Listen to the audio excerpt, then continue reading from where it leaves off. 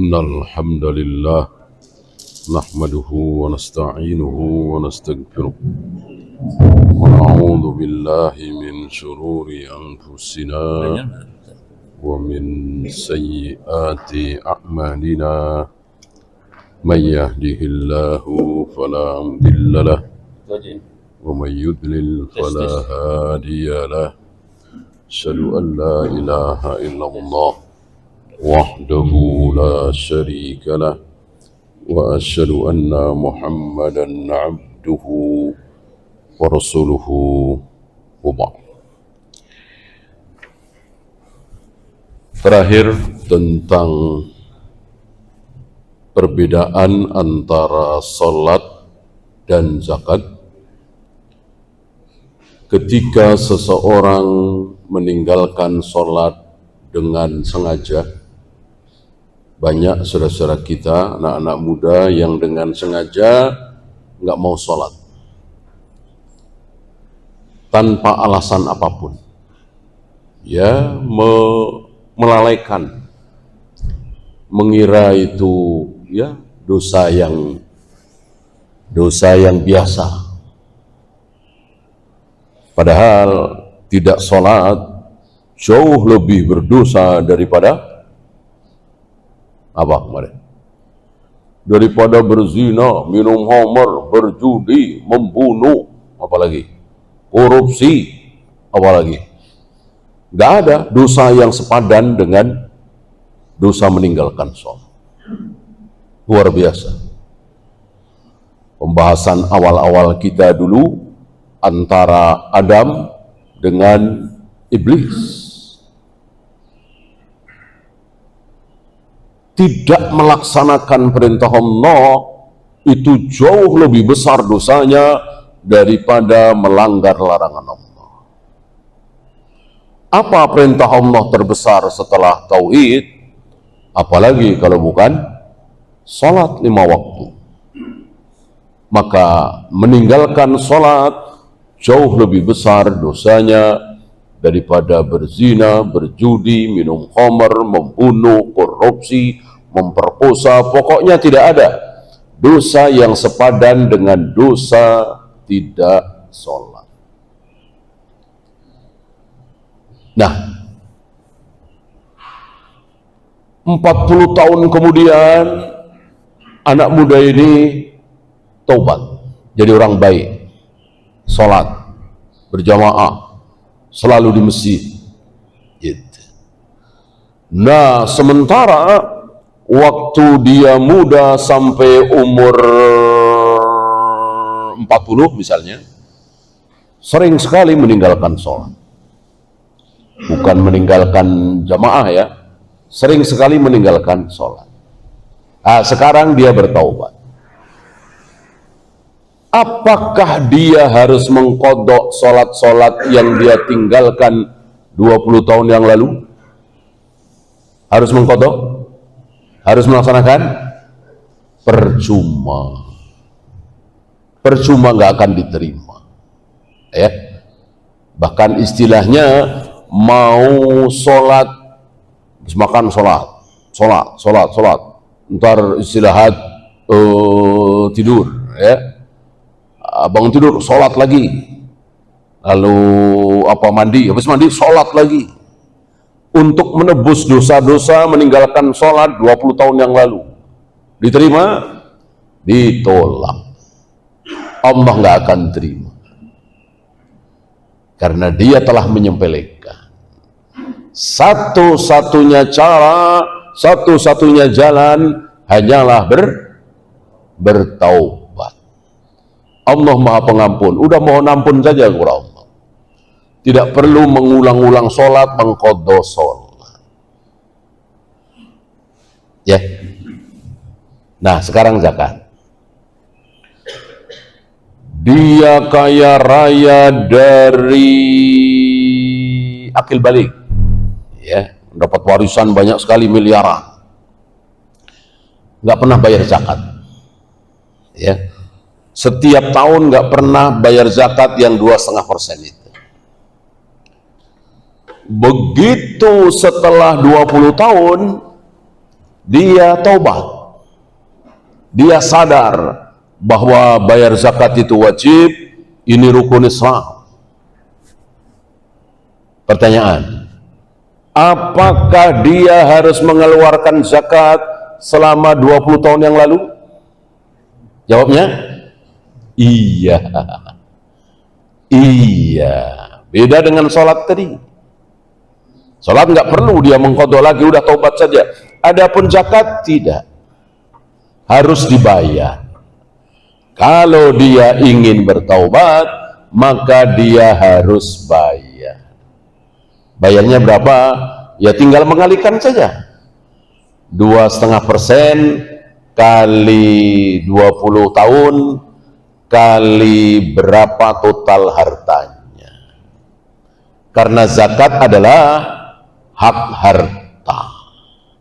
Maka siapapun yang punya harta dan harta itu milik seorang muslim harus dizakati, walaupun yang punya harta ini bocah umur 7 tahun, bocah umur 5 tahun. Ya. Misalnya ada orang kaya meninggal, ahli warisnya salah satunya umur 5 tahun, kan dapat waris tuh. Ya. Setelah dihitung-hitung, anak umur 5 tahun ini dapat 1 miliar. Karena kakak-kakaknya semua dapat 1 miliar. Kan kalau laki-laki harus sama, perempuan separuhnya. Ya tentu tidak langsung diberikan kepada anak ini 1 miliar ya. Ya disimpanlah, ditabung. Nah, tabungan yang 1 miliar itu apakah dikeluarkan zakat atau tidak? Jawabnya dikeluarkan. Tidak bisa dengan kaidah dia sholat aja nggak wajib, apalagi zakat. Tidak. Sholat memang tidak wajib, dia baru umur 5 tahun. Adapun zakat wajib. Karena zakat sekali lagi hak harta.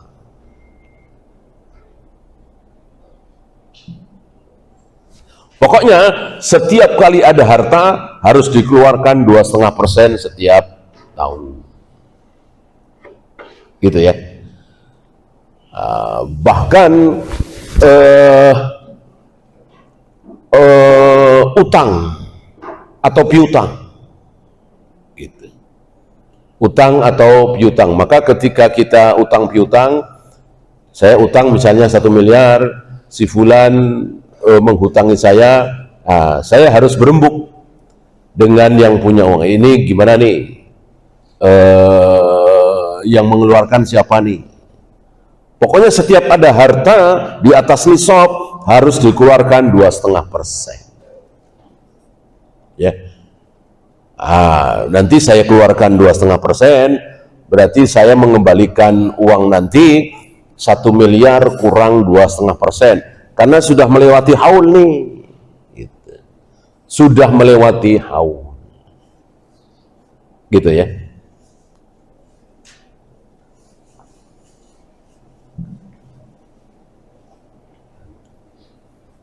Termasuk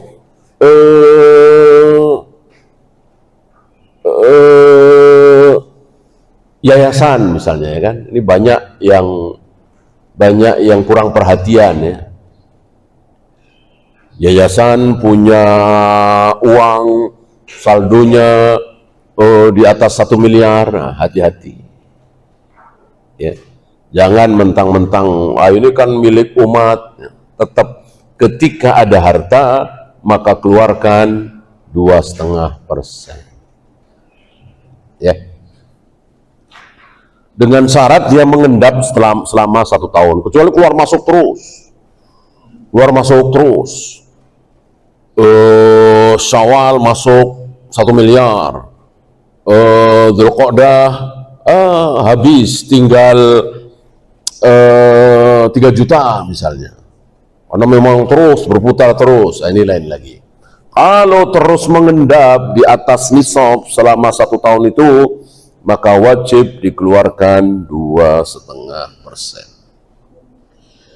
Ya, itu pembahasan kita terakhir. Kita lanjut nomor 11, al-intiqalu minal adna ilal a'la.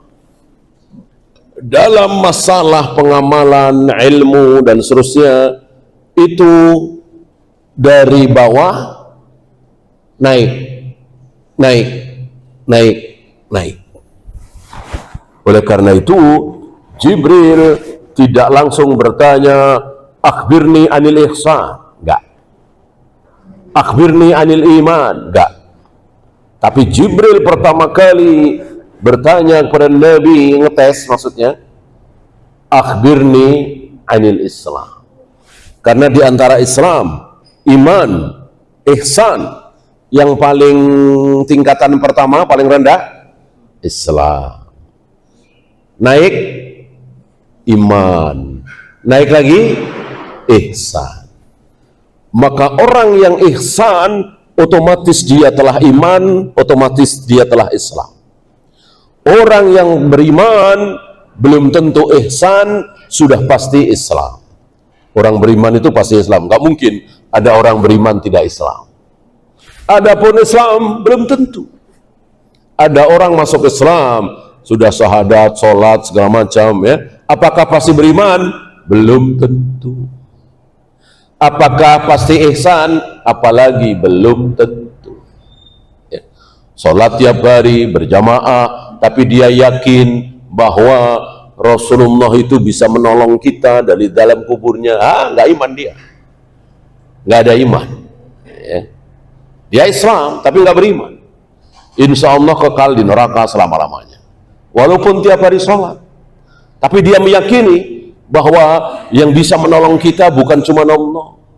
Rasulullah bisa, Jibril bisa, Mikail bisa. Padahal kita harus yakin, seyakin-yakinnya, bahwa nggak ada yang bisa nolong, nggak ada. Kecuali Allah Rabbul Alamin. Adakah selain Allah yang bisa menolong kita? Nggak ada, nggak bisa. Ya, kecuali menolong secara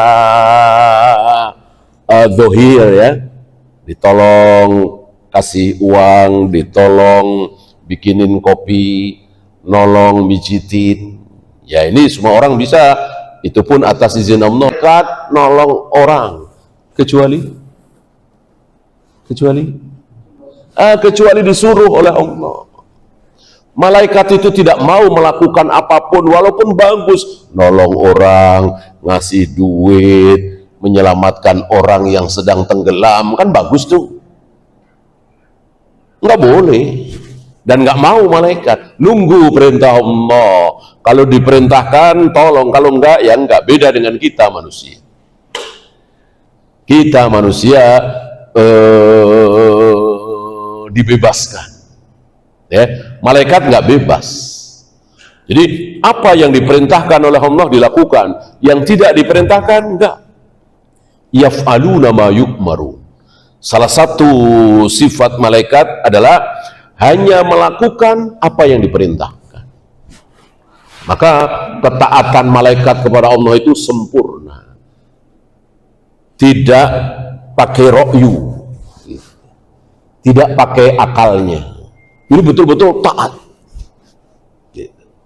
Pukulin, pukul. Walaupun ini orang mulia, orang baik, orang dermawan, orang yang memiliki 1000 anak yatim, gitu. Tapi sering kencing tidak cebok. Kata Allah, pukul. Setelah dikubur, dikubur karena apa? Karena dia sering kencing tidak cebok, atau sering namanya dia nggak peduli. Mau dia dermawan, mau dia baik hati, mau dia berbakti kepada orang tuanya luar biasa, dia taat kepada aturan Allah. Siapapun yang kencing tidak cebok, pukul di alam barzah, di alam kubur. Begitulah malaikat. Ketaatannya betul-betul sempurna. Akal, logika, nurani dikesampingkan. Tidak seperti kita. Kita untuk taat kepada Allah saja kadang mikir-mikir, ya, pantas apa enggak ya, orang tersinggung apa enggak ya. ini saudara-saudara saya menjauh dari saya apa enggak ya. Nah, itu ketika kita mau taat kepada Allah. Malaikat nggak peduli. Orang mau marah, orang mau tersinggung, ini perintah Allah. Oleh karena itu, karena ketaatannya sempurna, malaikat bisa hidup, bisa kuat, walaupun tidak makan apa-apa, tidak minum apa-apa. Karena berangkat dari ketaatan yang sempurna, Allah berikan kekuatan. Maka sekali waktu Rasulullah tidak makan apa-apa, tidak minum apa-apa selama 24 jam lebih, ya. Dan beliau kuat, ya mungkin lapar ya lapar, haus ya haus, tapi kuat. Tidak kemudian lemes, tidak bisa jalan, tertatih-tatih, enggak, ya biasa aja. Karena ketaatan beliau sempurna, walaupun tidak sesempurna malaikat. Ya. Nah, sunnah di sini untuk mengajarkan ilmu itu rendah, meninggi, meninggi, meninggi, meninggi. Ya. Maka sekali lagi Islam dulu, habis Islam baru iman, habis iman baru ihsan, ini tertinggi. An ta'budallaha ka'annaka tarah. Engkau menyembah Allah seolah-olah engkau sedang melihat Allah. Ini jarang-jarang yang bisa.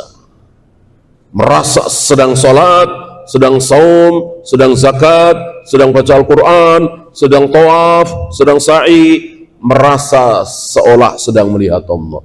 Tentu tidak mudah ini. Oleh karena itu ihsan tidak wajib. Kalau ihsan wajib, dosa semua gitu. Antum dosa, saya dosa. Siapa di antara kita yang sanggup salat seolah-olah melihat Allah? Fa illam takun tara, jika engkau tidak sanggup seolah-olah melihat Allah, maka yakinlah bahwa Allah sedang mengawasimu. Ini pun nggak mudah. Merasa sedang diawasi oleh Allah. Apakah setiap kita sholat merasa selalu sedang diawasi oleh Allah? Tidak. Tidak. Betapa sering kita sholat merasa sedang diawasi oleh atasan misalnya, oleh mertua misalnya, oleh masyarakat misalnya. Ya. Ini tidak ihsan. Oleh karena itu sebuah kesalahan ketika mengajari masyarakat, mengajari murid-muridnya tentang ekonomi Islam, tentang persatuan Islam, tentang daulah Islamiyah, sementara murid-muridnya wudunya pada nggak benar. Yang perempuan tidak bisa membedakan mana darah haid, mana darah istihadah. Ya. Menunjuk jari saat tasyahud itu dari awal apa dari asyhadu an la ilaha illallah, dia nggak tahu. Padahal ini kan penting sekali, sholat, wudhu tiap hari. Tidak diajarkan. Malah mengajarkan sesuatu yang kita nggak tahu juga nggak apa-apa. Ekonomi Islam, persatuan Islam, daulah Islamiyah, ini kan ilmu besar. Ilmu yang hanya bisa dilakukan oleh segelintir orang, bukan seluruh kaum muslimin, tentang daulah Islamiyah. Sementara wudu, tayamum, sholat, mana darah haid, mana darah istihadah, rukuk yang benar, sujud yang benar, ini seluruh kaum muslimin wajib tahu, harus tahu. Nggak ada perhatian, malah diajarkan tentang teori-teori yang itu segelintir orang saja. Istilah kita fardu kifayah, kan ada yang seperti itu ya. Maka jangan bosan, jangan ragu, jangan merasa kecil ketika belajar ilmu yang kecil menurut orang.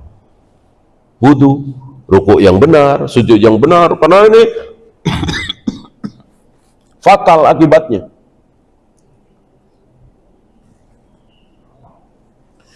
Ya, ambil contoh satu, ikut sholat berjamaah di masjid.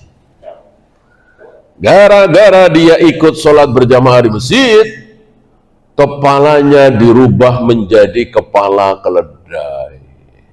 Fatal sekali ya. Gara-gara apa? Kepala dia dirubah menjadi kepala keledai. Gara-gara dia mengangkat kepala duluan sebelum imam. Imam belum bangkit dari ruku, imam belum bangkit dari sujud, dia udah bangkit. Seringkali kita saksikan saudara-saudara kita seperti itu. Ancamannya luar biasa. Ya, kepala orang dirubah menjadi kepala keledai. Badalallahu ra'sahu ra'sal qima. Ini kan dahsyat. Nanti tentunya ya di akhirat. Ini bagi orang yang ikut sholat berjamaah. Gimana yang tidak, gitu ya. Ini mafhum mukhalafah, mafhum muwafaqah, jelas mimbabil aula. Ikut sholat berjamaah saja, kepalanya dirubah menjadi kepala keledai. Kalau jamaahnya nggak benar, gimana nggak ikut sholat berjamaah? Kan nggak mungkin kita menyimpulkan dengan kesimpulan yang tidak waras. Daripada sholat berjamaah salah, nanti kepalanya dirubah menjadi kepala keledai, mending nggak usah ikut sholat berjamaah. Kalau nggak sholat berjamaah kan nggak mungkin mengangkat kepala duluan mendahului imam, ya. Mending nggak usah sholat berjamaah, udah sholat sendiri-sendiri aja, daripada nanti kepalanya dirubah menjadi kepala keledai. Tentu nggak waras kesimpulan seperti ini.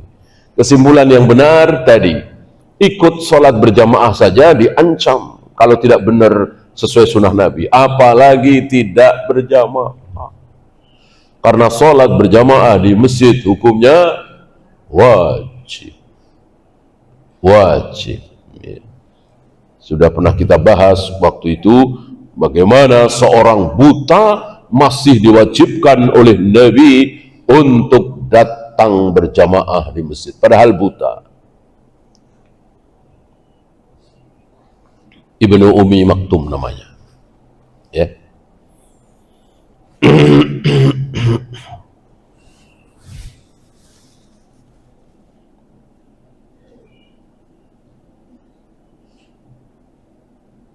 Ya, kita lanjut 12.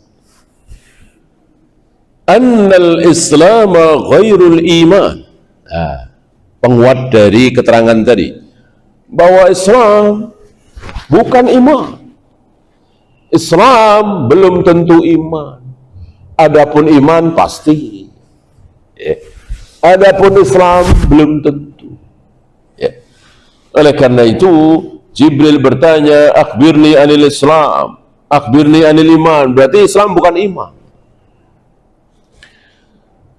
Oleh karena itu, ketika ada orang Arab Badui baru saja baca syahadat, mungkin ikut-ikutan sholat sehari dua hari, qalatil a'rabu amanna, ya Rasul kami telah beriman, ya Rasul kami telah beriman. Kullam tu'minu, enggak, jangan katakan kami telah beriman, kalian belum beriman. Walakin qulu aslamna, cukup ucapkan oleh kalian, kami telah Islam, kami telah masuk Islam. Apakah orang Arab Badui begitu baca syahadat, kemudian sholat, lalu dia langsung yakin bahwa Allah bersemayam di atas arsy, Allah turun ke langit dunia setiap sepertiga malam, Allah menciptakan Adam dengan kedua tangannya, Allah kelak akan menggulung langit dengan tangan kanannya, dan seterusnya, langsung? Ya tidak. Barangkali belum tahu, maka belum bisa dikatakan beriman, baru masuk Islam.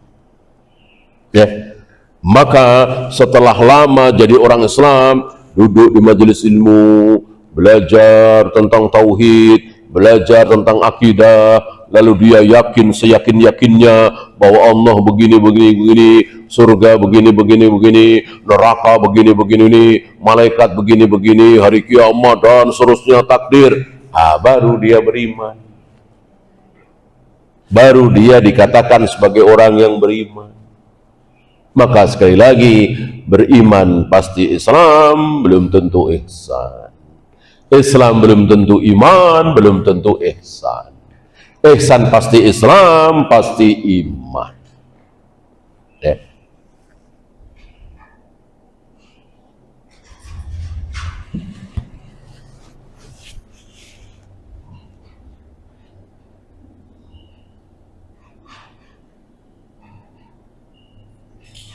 Kemudian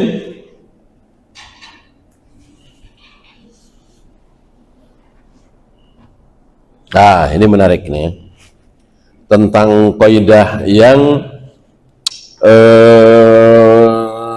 awal-awal dulu kita bahas, bahwa antara Islam dengan iman itu mirip-mirip dengan apa? Al-Quran dan Sunnah. Mirip-mirip dengan fakir dan miskin. Mirip-mirip dengan albir wa taqwa. Ya. Apa?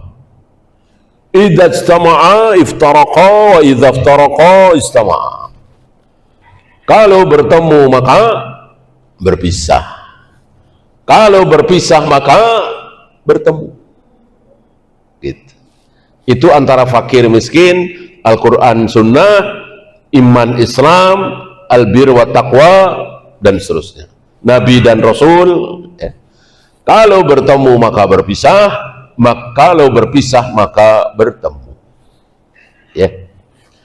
Ambil contoh misalnya Al-Quran dan Sunnah. Saudara-saudara, mari kita berpegang kepada Al-Quran. Saudara-saudara, mari kita berpegang kepada Al-Quran. Nggak disebut as-sunnah. As-sunnah masuk apa tidak? Masuk apa tidak? Masuk. Apakah ketika seseorang mengatakan mari kita berpegang pada Al-Quran, lalu nggak usah dengan as-sunnah? Ya nggak mungkin. Otomatis. Maka dikatakan kalau berpisah maka bertemu. Kan pisah nih, Al-Quran doang. Gitu. Saudara-saudara, mari kita kembali kepada sunnah Nabi. Kita hidupkan sunnah Nabi, sunnah Nabi. Apakah Al-Quran masuk? Masuk apa tidak? Masuk. Nggak mungkin sunnah doang tanpa Al-Quran. Gitu ya. Karena berpisah maka bertemu. Idza iftaraqa istama'a. Sebaliknya, kalau bertemu maka berpisah. Kalau disebut dua-duanya maka Al-Quran lain, as-sunnah lain. Pak, ini ada di Al-Quran apa Sunnah?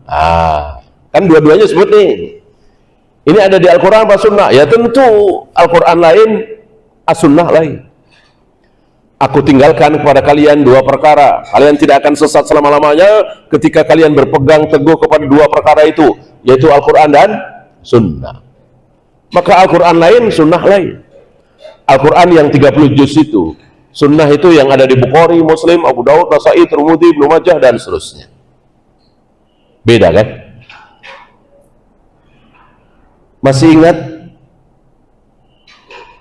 dalil apa yang dipakai oleh para ulama di sini? 3 orang. 2 laki-laki, 1 perempuan. Suami istri dengan pembantunya. 3 orang ini datang kepada Nabi, ya Rasulullah, istriku ini berzina dengan pembantuku ini. Fahkum bainana bi kitabillah, tolong hukumi kami dengan Al-Quran. Kitab Allah, Al-Quran. Nggak bilang as-sunnah, Al-Quran doang. Nabi mengatakan, ya, sanahkumu bainakum bi kitabillah, akan aku hukumi kalian dengan Al-Quran. Yang bujang karena belum pernah menikah dicambuk 100 kali. Yang perempuan karena pernah menikah, punya suami, maka dirajam. Pertanyaan saya, adakah rejam dalam Al-Quran? Adakah perintah merajam dalam Al-Quran? Tidak ada. Antum boleh cek Dari surat pertama Al-Fatihah, Al-Baqarah, Ali Imran, An-Nisa, Al-Maidah sampai terakhir An-Nas, tidak ada satupun ayat yang memerintahkan tentang rajam. Adanya cambuk. Wazaniyatu wazani fajlidu kulla wahidin minhuma mi'ata jaldah. Laki dan perempuan, perempuan dan laki-laki yang berzina, cambuklah 100 kali. Adapun rajam tidak ada. Tidak ada. Tapi kenapa Nabi mengatakan akan aku hukumi kalian dengan Al-Quran? Padahal rajam tidak ada di Al-Quran. Kenapa? Jawabnya? Jawabnya? Jawabnya? Sunnah. Al-Quran kalau disebut sendiri berpisah dengan as-sunnah, maka as-sunnah masuk. Maka ketika Nabi mengatakan akan aku hukumi kalian dengan Al-Quran, otomatis dengan sunnah juga. Begitu pula ketika seseorang mengatakan sunnah Nabi, Al-Quran masuk. Paham ya?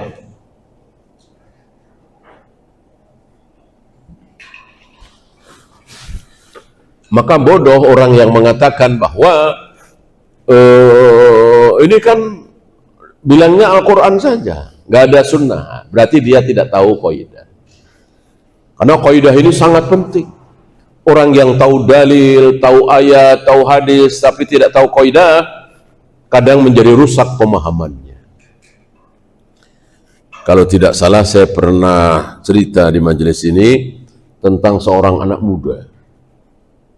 Anak muda ini datang kepada saya, dia mengatakan, Pak, tidur setelah sholat Jumat haram. Kaget saya, baru dengar. Habis sholat Jumat haram tidur, wajib bekerja lagi.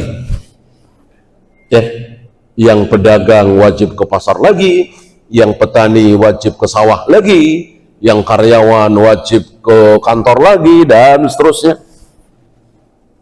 Tentu namanya anak muda, biasa dengan dalil ya. Mana dalil?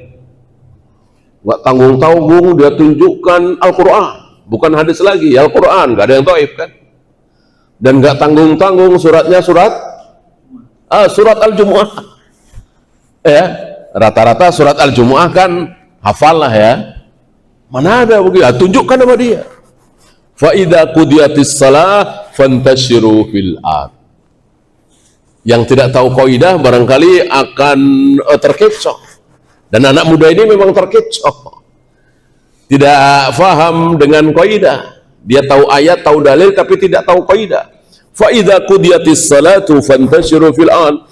Apabila salat Jumat telah ditunaikan, maka bertebaranlah kalian di muka bumi.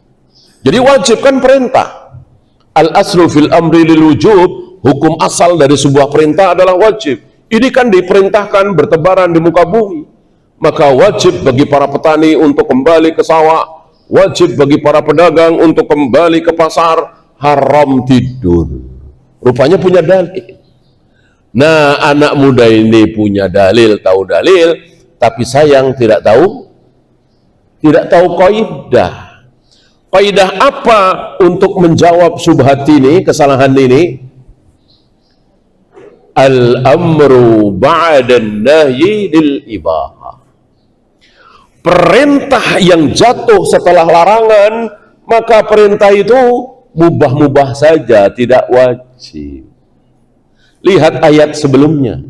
Ya ayyuhalladzina amanu idza nudiya lis-salati min yaumil jumu'ati fas'au ila dzikrillahi wa dzarul bai'.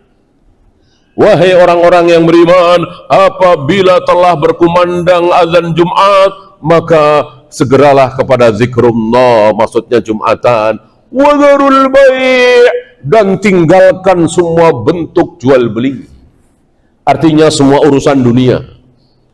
Ya jual beli, ya sewa menyewa, ya kerja, ya buka praktek, ya ini pokoknya semua urusan dunia. Tinggalkan, jadi haram. Berarti dilarang. Dilarang mengerjakan urusan dunia ketika azan Jumat berkumandang, dilarang. Nah, setelah dilarang ini disuruh. Setelah dilarang, disuruh, maka suruhan itu menjadi tidak wajib. Nah, kaidah ini nggak difahami oleh anak muda itu. Dia hanya tahu dalil saja, tidak tahu kaidah. Sama seperti perintah Nabi untuk berziarah kubur. Kuntu nahaitukum an ziyaratil qabr fazuruha. Dulu aku larang kalian berziarah kubur, tapi sekarang berziarahlah, berziarahlah, berziarahlah. Ada perintah dari Nabi untuk ziarah kubur. Apakah ziarah kubur wajib? Tidak. Apabila kita seumur hidup belum pernah ziarah kubur, apakah berdosa? Tidak. Ziarah kubur tidak wajib. Loh, kok tidak wajib? Padahal perintah Nabi kan tadi. Betul Nabi memerintah, tapi sebelum memerintah Nabi mau melarang. Dulu aku larang kalian berziarah kubur, tapi sekarang berziarahlah. Perintah yang jatuh setelah larangan, maka perintah itu menjadi tidak wajib. Ya. Wa idza halaltum fastadu. Ini ayat. Jika kalian telah bertahalul, maka berburulah. Jadi kalau habis tahalul, selesai sa'i, umroh misalnya ya, gunting rambut, suruh berburu. Nah, berarti wajib dong berburu, karena diperintah. Betul, betul. Seandainya tidak ada larangan berburu sebelumnya, kan dilarang. Sebelum ayat wa idza halaltum fastadu, ada ayat melarang kita berburu, melarang kita nyukur rambut yang ada di badan kita, potong kuku, melarang kita pakai tutup kepala, peci bagi laki-laki, melarang para wanita untuk pakai cadar saat umrah, ihram haji, ihram umrah. Nah, setelah dilarang pakai cadar, dilarang pakai topi, dilarang pakai wewangian bagi laki-laki, dilarang berburu, tiba-tiba disuruh berburu. Maka perintah berburu itu menjadi tidak wajib. Dan ini diamalkan oleh seluruh kaum muslimin berdasarkan pemahaman para ulama. Tidak ada satupun ulama yang mengatakan jika kalian selesai tahallul harus cari binatang untuk dibunuh, berburu. Nggak ada. Nah, ini betapa pentingnya mengetahui kaidah. Sebab kalau kita hanya tahu ayat saja, hanya tahu hadis saja, tapi tidak tahu kaidah, bisa-bisa kita sesat. Bisa-bisa kita salah. Bisa-bisa kita keliru. Ya.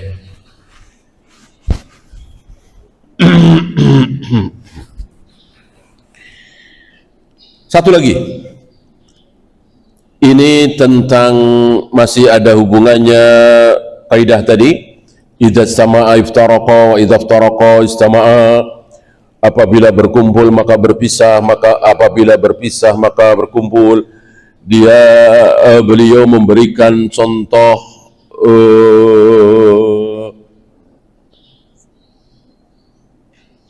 Nabi Lut, ya, Nabi Lut. Jadi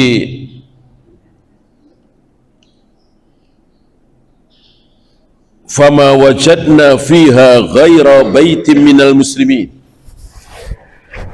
Tidak kami dapati yang selamat kecuali satu rumah kaum muslimin. Ya. Yang lainnya hancur semua, diazab semua, binasa semua. Kecuali satu rumah kaum muslimin. Nah, rumahnya Nabi Lut. Ya.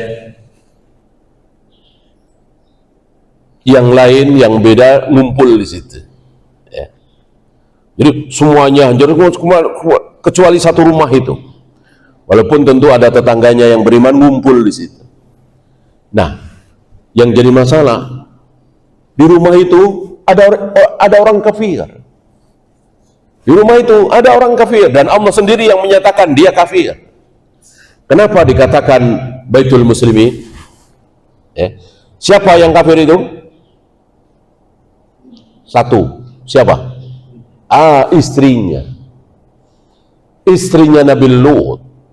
Yang ketika para malaikat datang kepada Nabi Lut dengan wajah yang luar biasa tampan, namanya juga malaikat, ya, tampan luar biasa. Istrinya Nabi Lut inilah yang membocorkan rahasia ini. Dia bilang ke tetangga-tetangganya yang laki-laki, ada orang ganteng, gak tampan luar biasa di rumahku. Langsung digeruduk gitu. Ya, karena hari itu umat Nabi Lut, umat yang luar biasa kejinya, laki-laki tapi suka dengan laki-laki. Dan ini dosa yang sangat besar.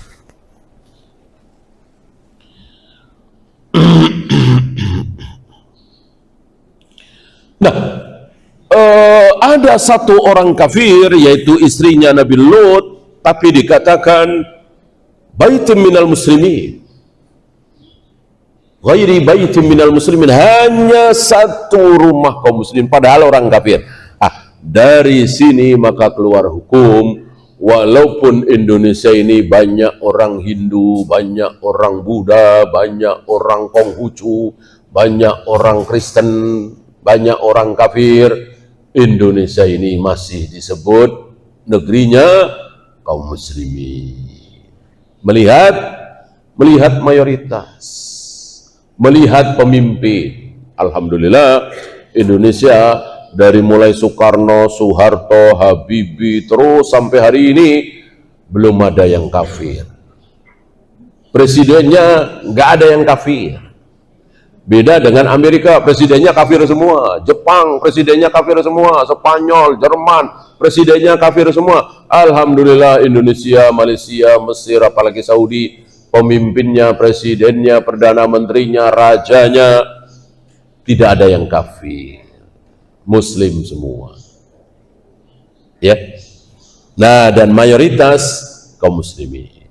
Maka jangan pernah mengatakan Indonesia ini negara kafir karena tidak ada rejam, tidak ada cambuk, tidak ada kisos. Jangan.